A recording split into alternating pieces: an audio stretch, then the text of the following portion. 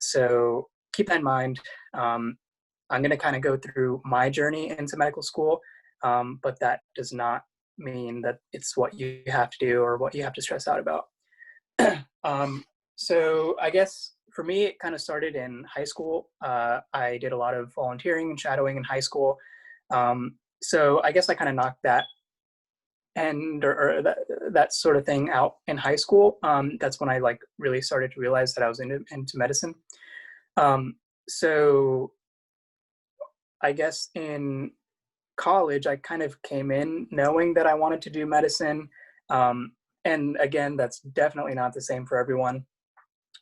But so that being said, since I had done a lot of volunteering and shadowing in high school, I wanted to, I guess, put more emphasis on like leadership and stuff. So that's where most of my experience in undergrad was. And it was a big component of my application was research and stuff. I mean, sorry, not research, but leadership. So just to kind of list things off, I was involved with Service Raleigh, Wolfton Acre Bhangra team at state, Navarasa dance competition, the Goodnight Scholars program. I was in Orgo TA. And so that was kind of where I got a lot of my leadership experience. And so I know that this club is kind of centered around research. So I did probably around 1.5 years of research in organic chemistry. It didn't really amount to anything. It wasn't very productive. So I guess if you go into research or explore research, keep that in mind that it is not always, it's not always resulting in publications and conferences and stuff. It could just be, you visit a lab every week and do research and it comes out with nothing on the other end, which is totally fine. So research to me was kind of a thing of exclusion. I did research and then realized that I really don't want to do research. And that is something that I think is important for you guys to develop on during your time at state is since you are interested, obviously, in the sciences, learn the differences between research and bench research and clinical research, and then applying that research in the field of medicine or in clinical practice of some sort. So, because those are very big differences, and I think they're important, they're all intertwined, but they're not one and the same. So if you think that you're interested in medicine, but you're actually interested in research, don't go into medicine because it's a lot of work for nothing. If your true passion is with research. So just something to think about. And then in terms of clinical stuff, during my junior and senior year, I worked as a nurse aide at Wake Med Raleigh in the emergency department there. I got super lucky with that. I had kind of like a mentor who was an ER doctor, and he kind of hooked me up with that job. Most people, I think, that get their CNA tend to work in nursing homes or definitely not in ER straight off the bat. So I got really lucky with that. But it was a great experience, of course. And I got to learn a lot about the hospital and more about, interacting with patients and stuff, which is, again, a very important experience for you guys to have before deciding to go into medicine for sure. And then on top of that, a little bit of shadowing during college. I took my MCAT my junior year in like January and then applied that summer. And then so the application process was very stressful in itself. I applied everywhere by like summer, and then I had some interviews in that fall, and then I didn't hear back from anywhere until like May. So I applied to both DO and MD schools. I had originally gotten into a couple of DO schools towards like May. And then like halfway through the summer, I think it was like June 15th, I heard back from ECU. So that was like a 7 or 8 month just period of limbo after my interview, which was very nerve-wracking. And but it worked out in the end, and I'm here now. And I'm really happy to be here. So if anything, that should show you how different the application process is and the pre-med process is for everyone. So let's see. So at Brody, I am. I did my first year. We're now going into our second year. First year was it's different from school to school. Brody does it so that the first year is very like basic science heavy. It's kind of just a review of everything. And then second year gets into more clinical applications, and then you revisit a lot of the basic science stuff and see how it applies in the clinical setting and the pathologic setting. I am outside of class, I'm doing this thing called the Link Scholars Program. So one thing I realized pretty early on was that I was interested in kind of the administrative side of medicine. So this program kind of focuses on health system science and, like quality improvement, population health, stuff like that. And then in terms of my like clinical interests right now, it's kind of in emergency medicine. That's where most of my experience is, but that's definitely bound to change as I get into rotations.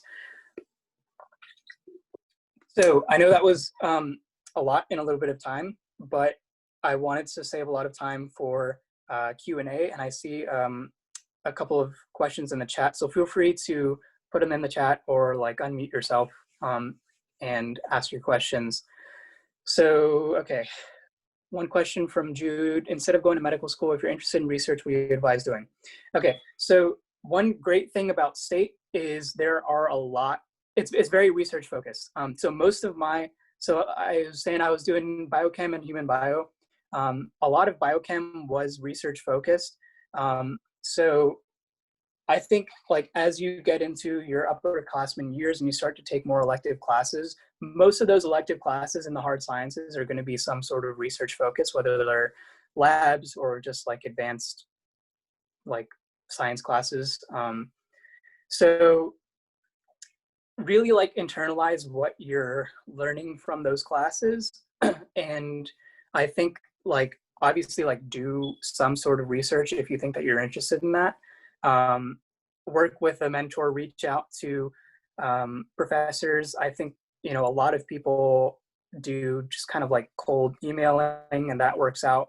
People will email like 20, 30 people and hear back from 2 professors that are like, yeah, I'm interested in having bringing in someone to my lab.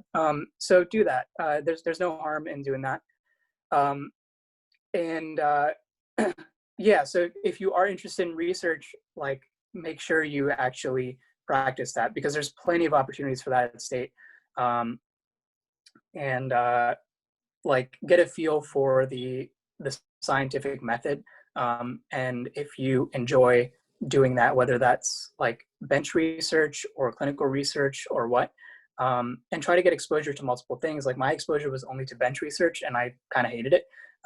But as I'm going through medical school, I'm starting to realize like I'm getting involved with some clinical projects now, and it's a little bit more interesting. So know that there's a lot of research out there, but really focus, I think, on whether you enjoy going through the scientific method. And real quick, so bench versus clinical research. Bench research would be stuff like I did with organic chemistry, where I was going into a lab, throwing stuff together and letting reactions run for a little bit and then leaving. Clinical research would be, in the setting of a clinical setting. So like you're looking at how some protocol affects patients in some way, stuff like that. I think my understanding of clinical research is a little bit skewed because I'm coming at it from the perspective of medical school, and I think we have a lot more opportunities for clinical research. So yeah, I like bench research is you would know if you're doing bench research, because like oftentimes it's literally at like in a lab with like no windows. So, okay. Is it common to complete the MCAT and apply to medical school after your senior year? It is very common to do anything. Like people that go straight into medical school from undergrad tend to take it like I did, like their junior year. I think like September of your senior year is probably the last test day that you can still take the MCAT and apply that cycle. But at that point, you might be kind of late. So I would just recommend waiting and having a more complete application. But a lot of people take gap years, 1-2 years. People in my class took 10 years off. So there's really no defined route. But my biggest recommendation for applying is make sure that you have a solid application, because it is a lot of work to go through the whole process, and to have to go through it over again is really not ideal. So I will say that again, like everybody has their strengths and weaknesses. My strengths were in my extracurriculars. I was very involved on campus with leadership, and I kind of did a little bit of everything. But my MCAT wasn't all that great. But I think the rest of it kind of carried me through. So keep that in mind, is like, there are people in my class who had like really amazing MCATs. There are people that didn't have very good MCATs at all and still did other stuff and got in. So while the MCAT will get you through the door for the most part at most schools, it is not the defining aspect of your application. Wait, Atif, if you don't mind, I'm just going to jump in here real quick with the MCAT as well with Samuel's question.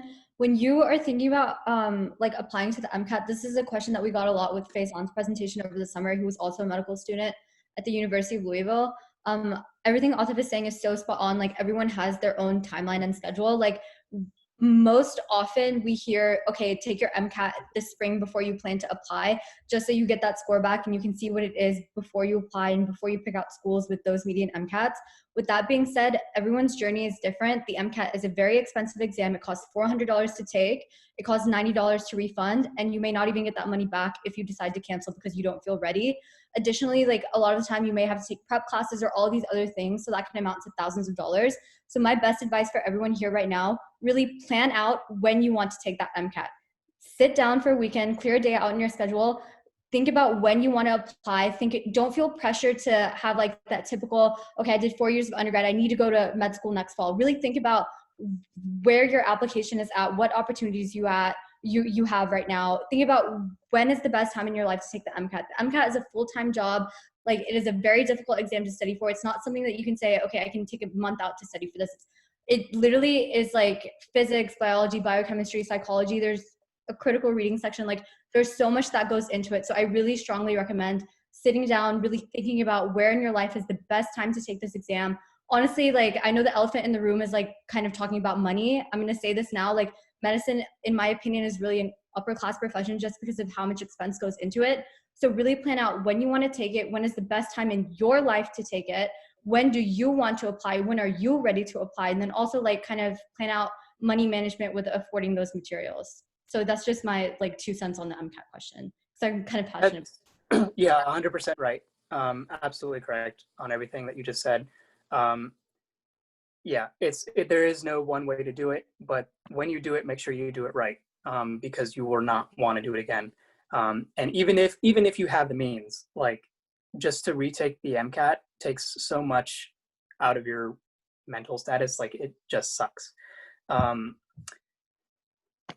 Yeah, Samuel, no problem. I know I had also the common misconception. So guys, I took my MCAT like the beginning of August, and I had initially planned for it in March, like the traditional pre-med route. Like, I'm going to take it this spring before I get the score back. The pandemic happened, everything changed. So like, I really understand like that stress and anxiety that comes with, okay, I need to take my MCAT by a certain date. So just honestly understand that you have to take it whenever you are ready to take it. It's a really big exam. It's really common to stress about it. And I feel like we need to shift away from like that traditional pre-med mentality. Like, just figure out when is the best time in your life to take it, balance your classes accordingly, try to take a lighter semester if you are able to, and just kind of like keep that in your mind, Samuel, when you think about it, or anyone else in this chat who also had the same question. So. Absolutely. Okay, how do I deal with stress in the entire process? Honestly, you have to look forward, because there were times when like it was extremely stressful, or it was just very disappointing, especially considering I got a lot of rejections from schools. I got a couple of wait lists, and it was really strung out in terms of my application process across those like 8 months, like I said. So that was very nerve-wracking. And I think, you know, having a support system is great. Having friends to back you up is great. But ultimately, it's a matter of you realizing, like, if this is what I want to do with my life, then it doesn't matter if I get in this year or next year or whenever, I'm going to do it. And I think realizing that it's okay to do that, to not get in on your first try, to not get in on your second try, maybe not even on your third try. And that's okay, that happens. But in the end, when you do eventually make it, it'll all be worth it and you won't regret anything. Now, that being said, like, if you want to have backup plans, if you want to go into something else, if you realize, you know, this isn't something that I want to redo, if I don't get in, then that's perfectly fine too. But learn where your passions are outside of medicine, or learn what specifically you really like about medicine, and try to find that in another profession. For me, it was leadership. I was really interested in, like I said, like that administrative side of medicine. So I was thinking about maybe going to do my master's in health administration, and go into that route, and then maybe eventually turn back into medicine. And yeah, like people go and get their graduate degrees. They do a lot of stuff before coming in. So yes, stress, like it's going to be stressful. And part of the process is just accepting that it's going to be stressful, and realizing that it's okay to be stressful, or to be stressed, because unfortunately, like, it is a very like grueling and in many ways unfair process, still, in terms of applying to medical school.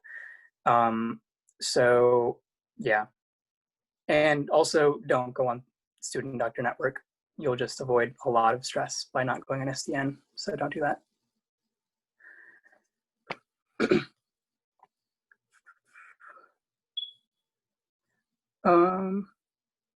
Atif, I don't know if you saw, but Jude also asked, how would you suggest studying for the MCAT? Okay. So I took a class. I had a grant to cover it. Otherwise, I probably wouldn't have, because they're crazy expensive. But the class was good, but I didn't really stay on top of all of the practice tests and all the homework and stuff. So I don't think I got the full effect of the class. I think I did the Princeton Review online class, but it was a really great class. It was very well structured. So if you do take a class, that's fine. It is advantageous, I will say, but it's probably not worth it if you are like not trying to spend $3,000. So keep that in mind. Like, it's perfectly okay to not take a class, and you can still do fine. So if you don't, then practice is always better than memorization. The MCAT, you really have to learn how the questions are written, and where they're going to trick you up on. And that's half the battle. Like, the biggest strategy they taught us in the class was like process of elimination, just based on like how the question was written, and looking at keywords and stuff. So I think there are some practice tests available. There's some official ones available through the AAMC. I thought those were the most indicative of what the real test was like. I think they were probably like $30 or $40 each. So you did have to pay for those. And then I know there are tons of free resources. I don't remember any off the top of my head. I feel like Exam Crackers was one. Khan Academy, obviously, I use a lot of Khan Academy as well. So yeah, I think gauge where you stand in terms of, do I really want to take a $3,000 class? And if you don't, perfect. But there are plenty of resources available for you, and focus mostly on practicing. So I would give yourself at least 3 or 4 months of very hardcore studying. So that means going through like practice questions after each, like you do your content review, and then you do practice questions for that content. and then maybe at the end of the week or after end of 2 weeks, you take a practice exam. Focus on like getting practice with the timing, because that's another thing, is it's very time constrained for each section. And yeah, so Wait, Atif, I'm gonna jump in here again as well. So yeah, you took it more recently, so you probably have a better Khan idea. Academy is a free resource, but keep in mind, guys, that I'm pretty sure they already removed their materials, so it was only free for the summer. And then I think, I can't remember their exact reason, but they just removed all their MCAT materials and they're not doing MCAT prep anymore. So keep that in mind, that free resource is gone. What Atif said is spot on. The AMC has a bunch of full length tests that they've released, and these are actually old practice exams. And the most recent one, it was released from 2019. On my real MCAT, the third and the fourth AMC tests were really representative of the exam I was given. And also, like, guys, write this down. UWorld is an amazing resource. It's a Q bank of around 2,000 passage-based questions, and they were really representative of my real MCAT as well. And it's just really good of practice for you to do as you learn the content. Yeah, I agree with Atif. Like, you have to set aside 35 months to really grind it out. I think the AMC recommends studying for at least 350 hours if you want to get a competitive score, but they recommend a minimum of at least 300 hours. So, I mean, that number enough is to really understand like how much of a time commitment it is. Samuel, it usually takes a month to get scores back, but because of, if you're testing in the pandemic, they'll send it back in 2 weeks. So honestly, like, if you guys are picking a test date that works with whatever's going on in your life, also start brainstorming ways you're going to study, because again, like Atif said, those classes are thousands of dollars. So you don't want to make that last minute purchase and be like, oh, I need $3,000. Like, where do I get it from? Like, you can study it on your own, but a lot of people will agree it's really difficult to study it on your own because you've never seen the material before. It's really hard to get inside like the AMC logic. So just keep that in mind. UWorld is really affordable. I believe it's only because I mean, $200 is really expensive as well. But I mean, $200 is a really affordable resource. 2,000 practice questions. I highly recommend it. In my opinion, I think Kaplan was a pretty good test company. They focused a lot on strategy. So if you're coming out of undergrad and you feel really good in your science foundation, I personally recommend taking Kaplan. But if you're maybe a little more rusty on your science foundation, or if you're not a non-traditional student, or maybe if there's been a gap in your learning, I really recommend taking the Princeton Review, because the Princeton Review offers more content-based learning. So yeah, that's just something to keep in mind. But I really recommend UWorld. And with third-party companies, just remember, take your scores, your practice scores with a grain of salt. They're always going to be a lot lower than whatever your AMC official practice tests are. So that's just my 2 cents on that as well. And her advice is probably better than mine on the MCAT. I actually had no idea that UWorld was a thing for the MCAT. That's something that's UWorld is kind of like the gold standard that we use for our step 1 board exam. And so if they have MCAT stuff, I'm sure it's great. The grant, real quick, I got was through my scholarship program. I don't know. I'm sure there's other resources available, maybe through the school or something. But I was very like privileged to have that. To medical school, see previous scores. If you only okay. So most people will tell you like only take the MCAT once. It's okay if you take it multiple times. Some schools, it depends on the school. Some of them will super score. So that means that they take your best score from each section across all of the MCATs that you've taken. There is a limit on how many times you can take the MCAT. I think it's like 7 or something. But yeah, don't be afraid to take it more than once. But I would recommend not taking it more than 3 times. At that point, maybe cut your losses, because it's an expensive exam. And yeah. Also, if you choose to read, so this was something that I was thinking about too. So in terms of retaking the MCAT, don't retake it unless you strongly feel that you can improve by more than like 4 or 5 points. If you retake it and your score only goes up by like 1 or 2 points, it's not worth it. And in many cases, it might negatively impact you. So yeah, that's another piece of advice that I have.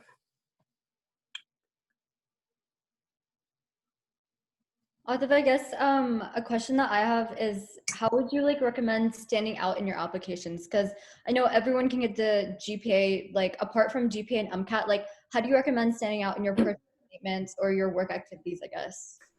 Yeah, so med schools really like to see passion in whatever form that is. So um, it doesn't matter the quantity of stuff that you do. What matters is the quality. So if you're doing a bunch of clubs and you're going to events and you're not really, doing anything significant there, versus if you start a club or if you are in a club and you're on the exec board, and you're actively involved in that's one thing in terms of student organizations, but also like doing things for a reason. Don't do stuff just to put it on your resume. It will be very obvious in your application. But if you are passionate about music and, you still want to go into medicine, that's awesome. But do stuff that follows your passion. Like people, they teach music at schools, or they'll start like their own little music company or whatever. So do something that shows that you're interested in medicine, because eventually, like in your personal statement, you're going to want to tap into whatever passion that you developed over these last 4 years and then tie it back into medicine. And it's pretty easy to tie pretty much anything into medicine, as long as you're being like a good person. So do what is important to you. Obviously get your prereqs done, get, your hours up and whatever. But like, I think the most important thing that sets you apart is, how did you develop your passion over these 4 years, and what are you going to add to my school when you come?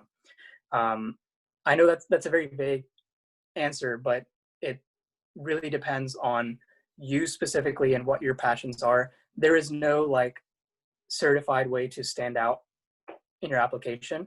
I've like gone through a lot of personal statements. I've written a lot of personal statements. And in the end, it's all about like, obviously writing your personal statement is a very like challenging thing to do in itself. It's like there's a specific type of language that you have to use. You have to be very concise in the way that you write. So that's one thing, but also like being circular and tying your themes together and relating them to medicine. Show the admissions committee that you have developed your passion and that you are more than just your GPA and your MCAT, and that the things that you've done will make you a better doctor. And generally, like, if you can write all that out and make it make sense, then you will stand out. Because I think most people applying to medical school are kind of fall into the category of like, oh, I just want to help people, and this is what I did to help people. But that's very superficial. Like, yes, it's about helping people, but who are you and why are you going to help people versus everybody else that's applying? So I think it will require a lot of self-reflection in terms of making yourself stand out. Did that answer your question, or do you have a more specific, like, is there a way I can make it more specific for you? I think you kind of hit on it. I'm just trying to like generate questions because I feel like we have like a lot of incoming freshmen or underclassmen in this meeting. So I'm trying to think of like that, someone might be too shy to ask or something like that. Guys, I really recommend asking any question you have or just texting it in the chat if you feel too shy to say it out loud. But Kareem just asked, how do I start my path to medical school as a freshman during this pandemic? Which was actually what I was just about to ask as well. So yeah, so unfortunately, I guess fortunately, I didn't have to go through a pandemic. So I honestly, I think that we are all adapting and institutions are adapting, many in really bad ways. But it's important for you to continue to show that you are like developing your passions. So whatever form that might take. I know there's a lot of like online volunteering opportunities. You can be pen pals, you can do online visitation, stuff like that. But as you're getting started, and honestly, like you mentioned, you're a freshman, my biggest advice is to figure yourself out during your freshman year. I didn't do jack squat during my freshman year. I just did classes, I goofed off, I just enjoyed college. Obviously it's going to be very different for you, but use this time to like take in the classes that you're taking, adjust to the workload, and then if you have time, like talk to people in medicine. Like shadowing across the board is pretty much a really good way to get your foot in the door. And obviously that's very different now. But you can still talk to people. A lot of doctors are very like willing to have a conversation with you, like call you just like this and talk about your interest in medicine. And yeah, I think like I don't know specifically a lot about the specific opportunities for volunteering and stuff that you can get involved with, but in terms of finding your interest in medicine, reach out to people and talk to them. Talk to medical students. Obviously, you can reach out to me whenever you want. But I think like early on in college, you want to, if you think that you're interested in medicine, or if you think you're interested in whatever field, figure out if you actually see yourself in that field before you put in the work and the effort and all of the stuff and all the studying into doing that. So in terms of reaching out to doctors, I think your best bet is to reach out to people from like academic medical centers, because those physicians are teachers by nature. So they are usually very open to conversations. Obviously, there's doctors that are not in academics that are very welcoming, but that might be a good place to start. And you've got, you know, UNC and Duke in the area. Even Wake Med has an academic component, so there might be some people there. But literally just go down a list, email people, and see what you can do. See if you can talk to them. There's absolutely no harm in that.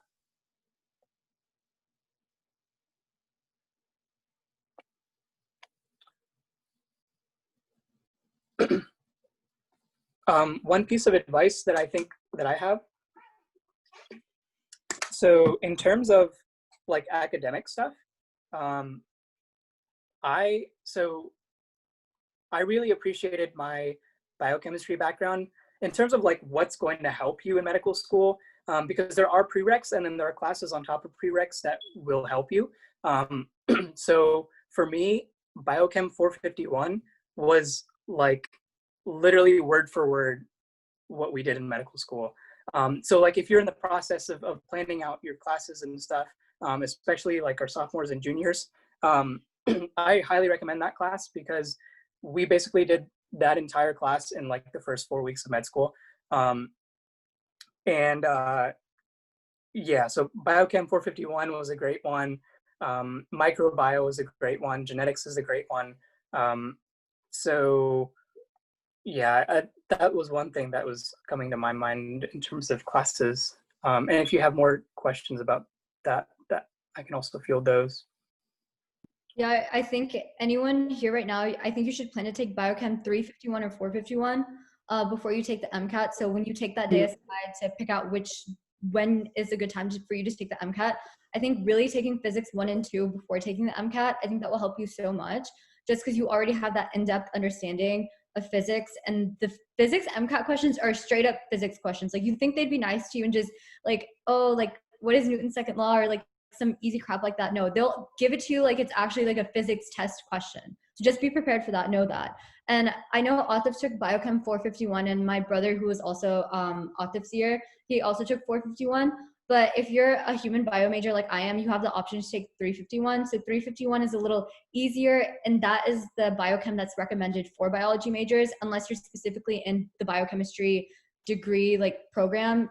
Then you have to take 451. I personally recommend taking 351 because it's just a little easier. Biochem's a lot of information. 351 is still hard, but it will be easier for you to manage. I feel like doing that, and it gives you, like, in my opinion, like the perfect amount of information to go into the MCAT. So like for me, when I was studying for the MCAT, I had literally just taken 351 the semester before. So it was literally just like relearning a few quick topics. Most of it you already know going into it.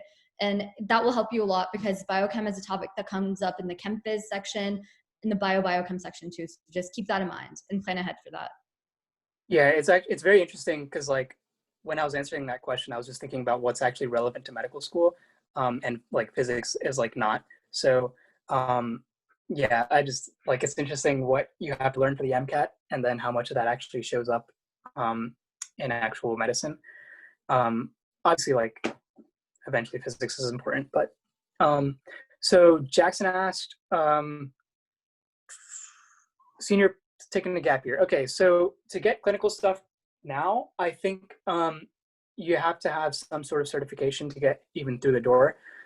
So I would recommend getting your CNA, getting or even like a scribe position, or your EMT, something like that, and then actually working in the clinical space. You at this point, volunteering is probably not going to happen for a while. And honestly, volunteering, you don't get a lot out of it in terms of actual exposure to medicine and patient interaction and stuff. So I would highly recommend doing one of those. Take a summer class or something to get your certification, and then find a job, which obviously is going to be hard as well. And connections always really, really help with that. So yeah, if you know anybody that can get your foot in the door into somewhere. EPAC, I actually never even used EPAC, but it was something else while I was there. But yeah, find some sort of job. How important is volunteering? So volunteering can come in very different forms. I did a lot of like actual volunteering in like high school, but in college I was more focused on like the leadership side of it. So I was organizing the volunteer stuff, especially with like Service to Raleigh. So that is also fine. So don't think that you have to get a very specific like number of hardcore volunteer hours. That's not the case. You do want to have those because they look good. So whether, and those can be anything, you know, Habitat for Humanity, whatever. So, but in terms of actual clinical exposure, just volunteering and just shadowing will not get you very far.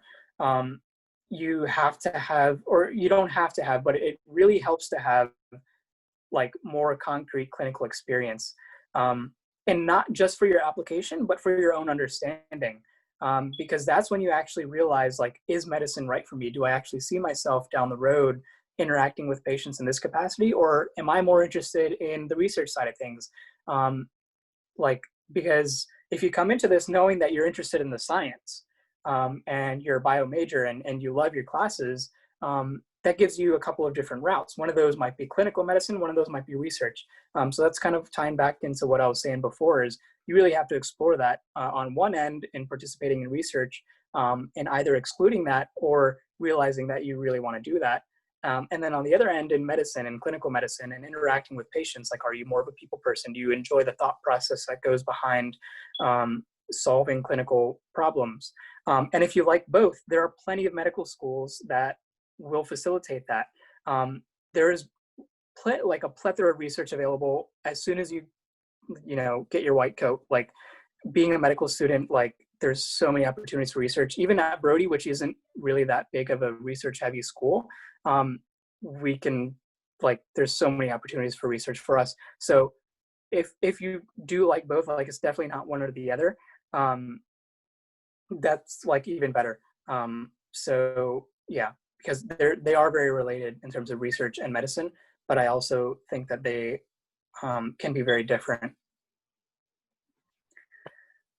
As you guys volunteer, I'd also recommend like starting a Google Doc of all your volunteer experiences. So just like if you had any significant patient interactions that day, something that you saw that really like resonated with you, something that the doctor you're shadowing or working with, or even the nurses, or PAs, or like anything that you see during that day that you're volunteering or shadowing, make a note of it, because when you come back and do your applications, your secondary applications, or even for your primary applications, these are things that you can pull from and easily be like, oh, because some questions will be like, describe your most like meaningful clinical experience and stuff like that. So you can easily consult this document and pull it up. That's something that, in retrospect, I wish I did, just because it's quick, easy organization, and it'll just honestly make your life easy going into it. So if a lot of you are underclassmen or freshmen, I definitely recommend starting a journal of those experiences early. Yeah, totally. You'll have a space in your application to describe all of the experiences that you've had, and like Myra said, that's a really great way to do that.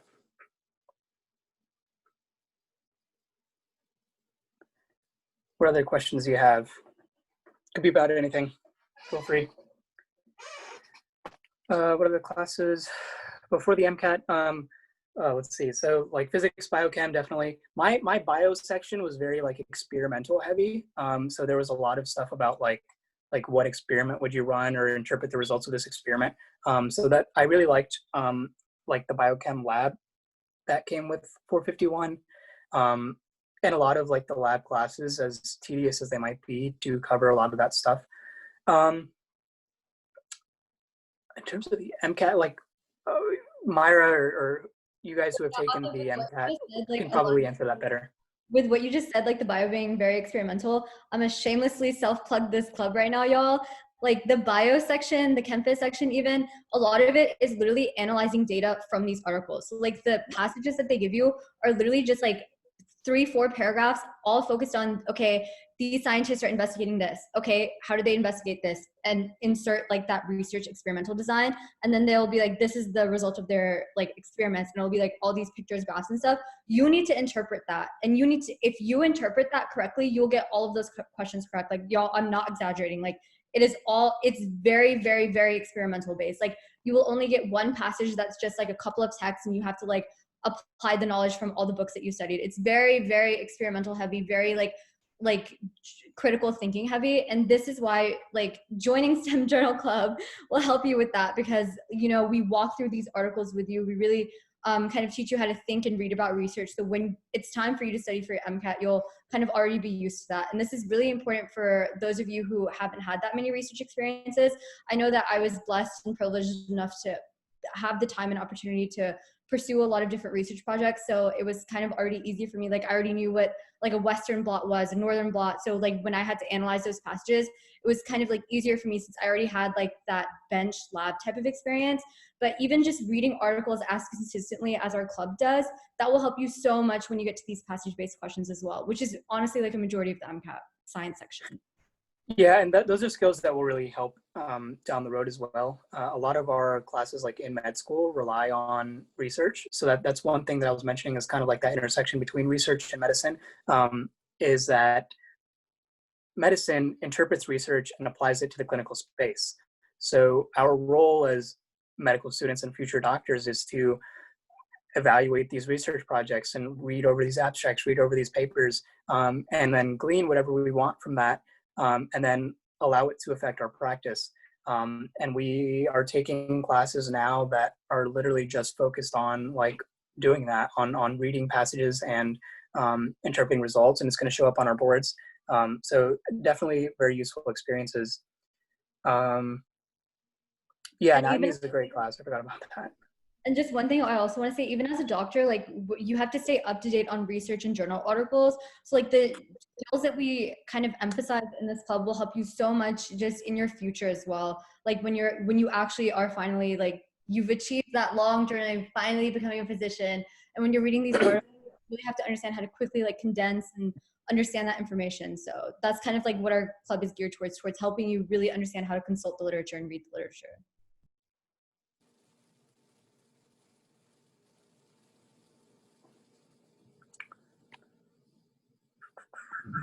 You mentioned earlier that you were interested in the more business aspect and like the management aspect. How did you find more information about like exactly like the breakdown of like what you can do? Because I feel like it's like there's a lot of information about like how to like get to medical school and like, you know, just navigate until you become a doctor, but it comes a little bit like blurrier after you get past that point. So are you asking specifically about the administrative side or just in general, like what you can do with medical school? I guess like both. Like I feel like there's a lot of like like there's a lot of adjacent things that you can do, but I don't know exactly where to look. But yeah, I go in like more. Yeah, there are a ton of things, and I didn't even know half of it until I got into medical school, or most of it really. One thing that I think you could do is look into not just the residencies, because residencies will tell you about specialty. Look into fellowships. So just look up like a list of fellowships related to X specialty or whatever. And they will be like very specific things. Like I'm interested in emergency medicine. I can subspecialize or do a fellowship in like EMS or wilderness medicine or ultrasound technology, like stuff like that, or even administration. So fellowships, I think, give you a very narrow, very specific list of like what else you can do with medicine. And then on top of that, some schools will offer like combined degree programs. So a lot of doctors go into public health or they go into admin.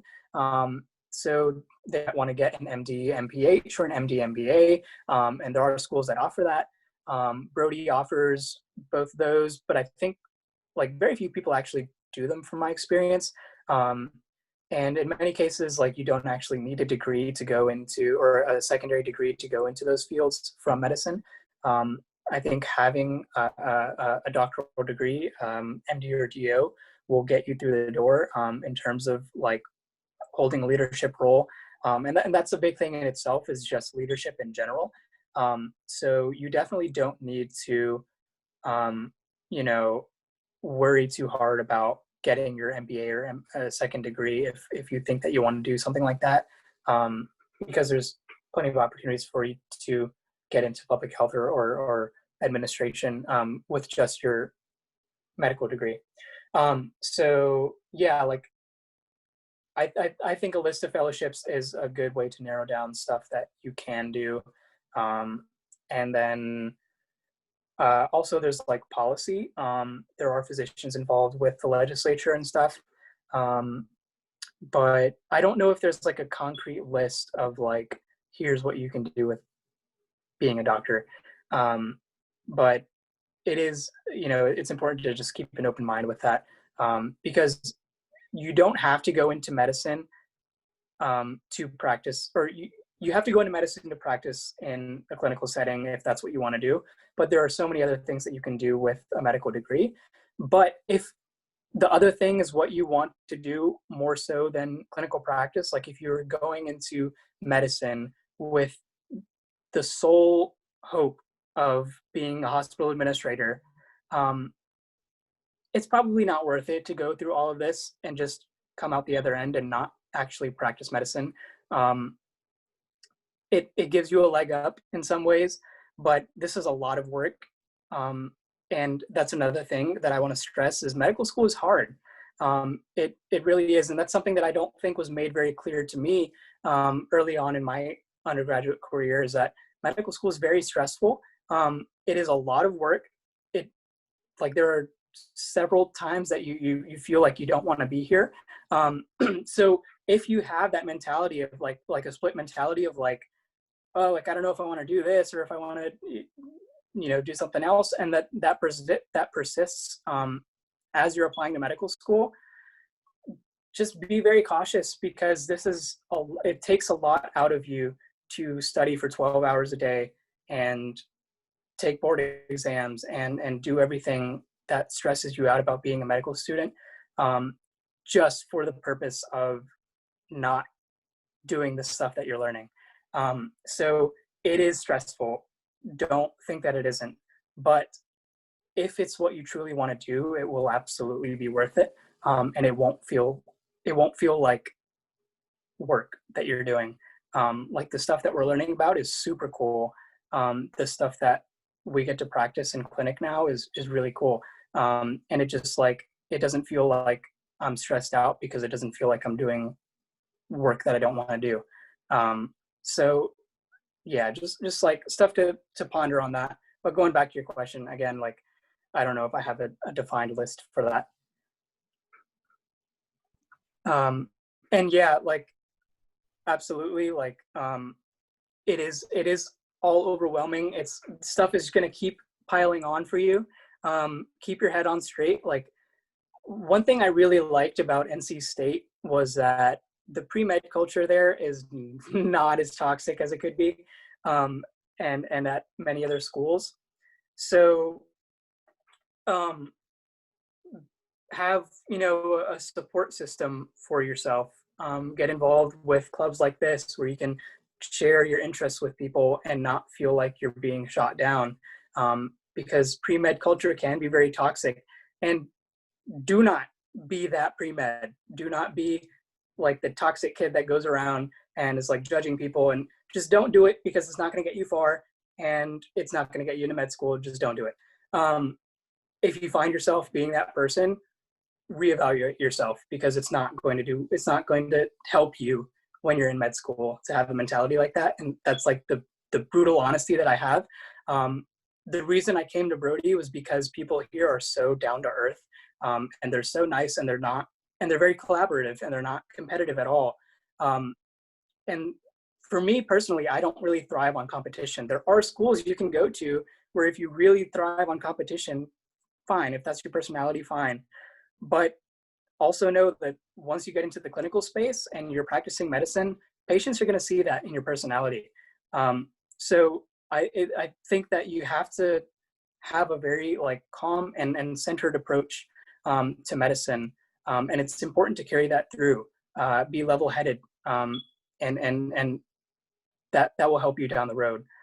So I feel like that was kind of like ranting on my own experiences with like toxic culture or whatever, but it is important. And it is like, you can recognize someone like that right off the bat in an interview or in their personal statement. So yeah.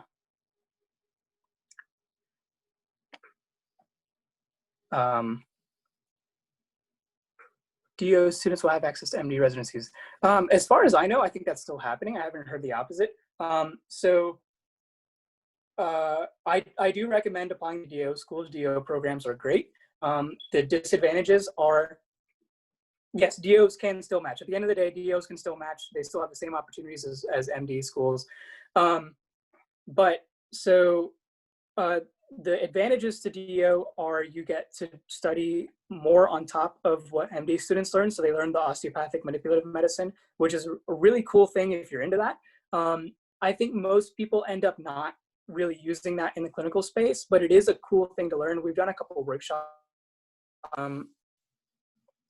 Sorry, I got a call. We've done a couple workshops on it, and it was just like very fascinating to see the way that they kind of extrapolated human anatomy into like kind of manipulating the body to find cures. So that being said, there are some kind of disadvantages that kind of go overlooked with DO schools. The biggest being that you have to take both board exams if you want to match into MD residencies. And I think that is a very stressful thing. A lot of schools don't even offer dedicated study time for that. So look into your specific schools and, look at their schedule and how they plan it out. Talk to students that go there, and whether they feel like they're stressed out, and whether they feel, especially after the M2 year, talk to people that have gone through a lot of it and see where they stand in terms of whether they feel like it was a good experience. But at the end of the day, DO students have the same opportunities. They have the same training.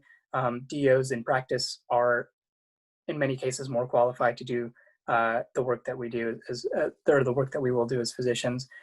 So definitely don't avoid DO schools. They are generally more expensive, especially than in-state schools, because DO schools are, for the most part, private, but they are about the same costs as like an out-of-state medical school or an out-of-state MD school. So yeah, just there's a lot of things to evaluate when you're applying.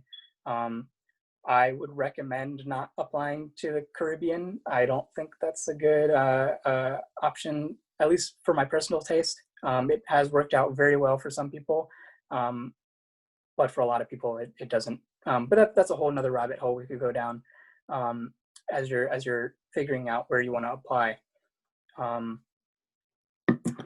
But yeah, I do have to run soon, but if there's like one or two more questions, I'd be happy to answer them. And then also, I'm going to give my contact info probably to Shabazz, and then he can share that with all of you guys. So feel free to call, text, email, whatever, add me on social media, LinkedIn, anything you want. And I'm happy to talk about any questions that you have. I'm applying to be on the admissions committee, so I don't know if I'm technically allowed to like review personal statements if I do get onto that, but until I hear otherwise, like I'm happy to do that as well. So yeah. All right, well, thank you so much for coming, Atif. I think that really helped all of us a lot, especially hearing from you, like NC State alumni, like obviously Brody, like public school, NC State or North Carolina, like, and I hope everybody benefited from this. Again, our first meeting after this is September 8th at 4 o'clock. And I will send out Atif's information, probably like just your email address and like, I don't know, Instagram or something. And yeah, thank you so much. Thank you guys for coming.